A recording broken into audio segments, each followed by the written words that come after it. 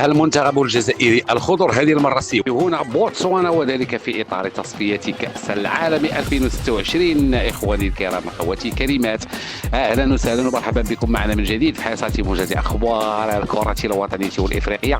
هذه المرة المنتخب الجزائري الذي تفصله نقطة واحدة من أجل ضمان التأهل الرسمي إلى كأس العالم 2026 الذي سينظم مناصفة بين الولايات المتحدة الأمريكية وكندا والمكسيك. الجزائر التي تحتل الرتبة الأولى ب15 نقطة ستواجه بوتسوانا في المرتبة الثالثة ب9 نقاط.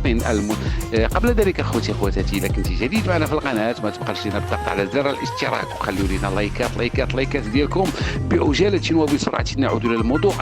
المنتخب الجزائري في المجموعة السابعة إلى جانب كل من الموزمبيق وبوتسوانا أوغندا غينيا الصومال. إذن الجزائر ستواجه بوتسوانا في الجولة السابعة في أمسية يوم الخميس 4 من هذا الشهر ابتداء من الساعة 8 مساء بتوقيت المغرب والجزائر وتونس.